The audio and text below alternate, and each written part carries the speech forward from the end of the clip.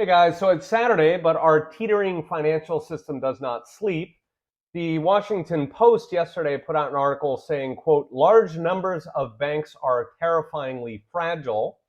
So they estimate that if banks had to sell their current portfolios, their bonds and their loans, their losses would erase up to, quote, 91% of their capital cushion.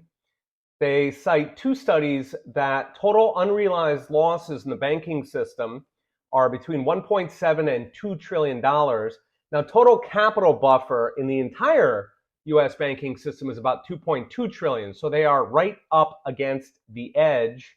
And that's for the entire banking system. That is not for a couple tech bro banks. That's the whole shindig.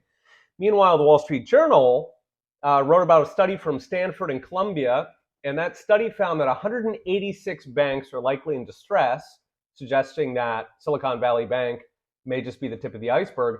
In fact, in that study, they found that hundreds of banks are in worse shape than Silicon Valley Bank. They just haven't gone down yet.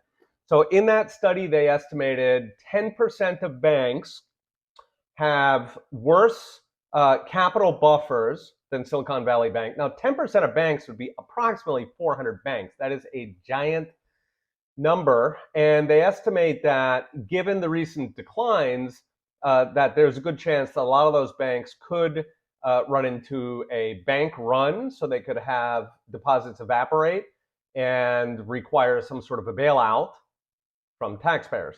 So this isn't just academic. We're already seeing this show up in the numbers. Last week, we saw massive withdrawals from the Fed's discount window. The discount window is how the Fed lends money to distressed banks.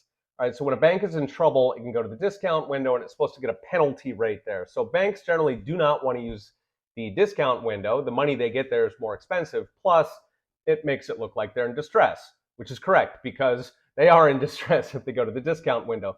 So we saw about $152 billion in loans out of the discount window last week. That dwarfs the 2008 number. So in 2008, the worst of 2008, was about 111 billion. So we're about a third higher than that. And in 2008, right, that peak came months into the crisis. Here we are in week one, and we have already blown past the existential financial crisis of 2008. So are we going to be eating cat food? I think the thing to remember here is that these are paper losses. They are giant paper losses. They're paper losses that include people's life savings. But the real stuff is still there. The food is not evaporating. The cars, houses, roads, they don't all vanish in one go.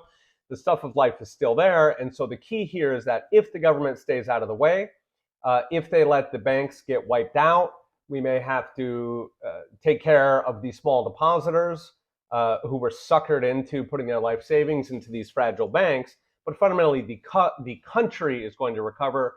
The country is going to come back. We have been through much worse.